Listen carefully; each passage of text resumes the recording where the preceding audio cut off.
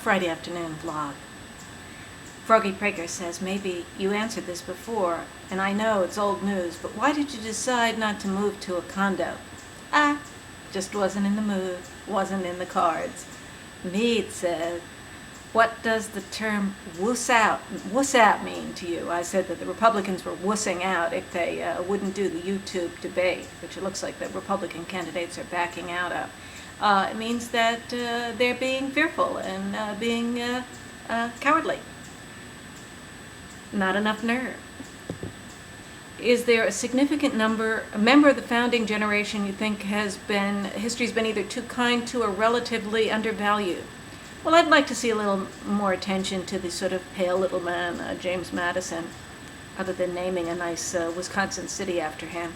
I once went on a trip driving around Virginia, seeing some of the constitutional hot spots, and I went to see Madison's house, and it was kind of a bit of a wreck.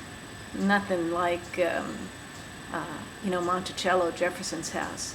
Very spiffy, everyone was going there. It's kind of pathetic to see Madison's house.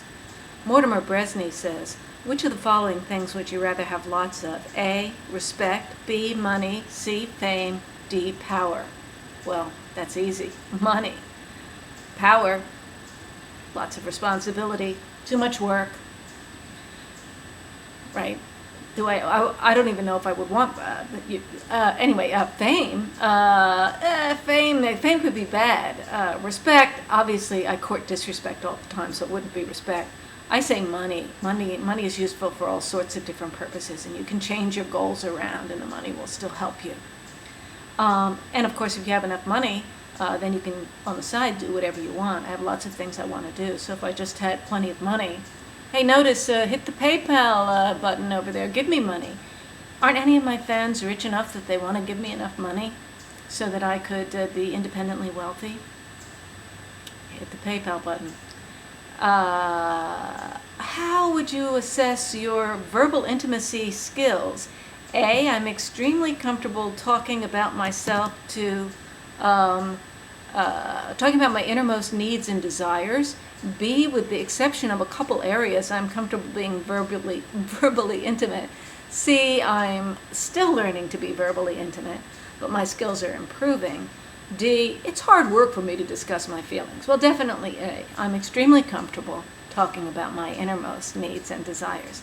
Not with the whole world. I'm willing to talk about a lot of things with the whole world, though, haven't you noticed? But with the right person, extremely comfortable. Besides love, he goes on to ask, which one trait have you noticed in couples that have maintained a successful relationship for many years? The fear of being alone. 4, what is the most adventuresome thing you've done in the past year? Well, it was definitely agreeing to write 5 columns for the New York Times during a 2-week period when I had to travel on both weekends and participate in pretty elaborate events. Plus, I was also teaching at the law school. So to write those 5 columns was, an amazing, harrowing adventure. I nearly went crazy. 5. What is the one thing you could start doing today that would most improve the quality of your life? And then he adds, what time should I pick you up for dinner once you've settled in New York? Now, those 2 questions can't be compressed into one because I'm not in New York today. And the question is, what could I start doing today? So that assumes that that there's something that I'm not currently doing that I could start doing today that would improve the quality of my life, that would obviously add something to my life. That means it would be less of what I'm currently doing. So there's a big assumption in that question. I'm going to just say it would be putting more of my writing time into working on my book as opposed to the blog. I love writing the blog, but I do spend a fair amount of time on it. If I could just take a third of the time I put into the blog and put it into my book project, that would be good, and I think would improve my life in the long run. But again, I'm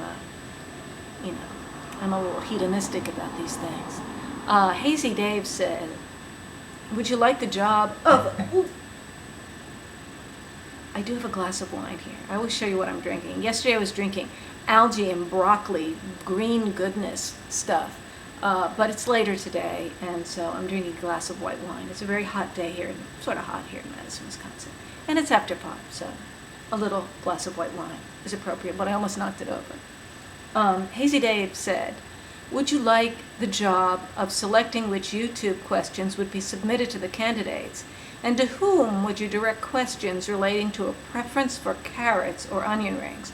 Well, if you know about my past thing with the carrots and the onion rings, which related to a Hillary Clinton video, and if you don't know the whole controversy, suffice it to say, carrots represent the male organ, sexual organ, and onion rings represented in this an elaborate analogy, the female sexual organ. So to say preference for carrots or onion rings, it basically, what I think that means, it can only mean, is which candidate would it be most interesting to find out what their sexual orientation is? I mean, who has enough ambiguity in their sexual orientation that it would be worth talking, that it would be worth finding out the answer to that question. And I don't know if he means just the Republicans, because the Democrats have already done their YouTube video, but I think they all seem pretty unambiguous sexually, at least in terms of which sex they prefer. I mean, maybe some of them prefer, certain kinds of fetishes or something like that. It'd be interesting to find out the answer to that question. But on just the question of whether you prefer men or women, is it an interesting question for any of them? We've seen Dennis Kucinich's wife. Rudy Giuliani has had a series of female partners. We've seen Fred Thompson's wife. He won't be in the debate. We've seen all their wives, and we know about Hillary Clinton's husband. They're all married. Do any of them seem sexually ambiguous? I suppose you want me to say Hillary Clinton, that maybe there was a rumor there. Basically, I think they all seem pretty heterosexual, so I don't think it's an interesting question for any of them. Or maybe it's just a question of who would be most interesting to talk about sex with. Giuliani? I don't know what that refers to. What would it take to tip me all the way to make me actually be for Hillary Clinton? I'd have to see who the candidate on the other side was going to be. I'm not going to decide on this until the end. I couldn't predict in advance whether I'm going to vote for the Democrat or the Republican, but of all the current candidates among the Democrats, I'm most likely to vote Democratic if the candidate is Hillary Clinton. So I don't know if you noticed, but a while back I was giving pretty positive blockage to Obama, and I privately spoke to some people about my interest in Obama, and I look up, click on the Obama tag, and you'll be able to detect that I was giving him some pretty positive blog coverage.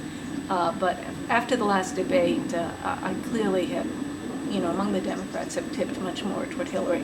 I think she's the most able and responsible, and the most likely to be somewhere in the center and reasonably strong on national security, which is what I want. So I may very well vote for Hillary Clinton.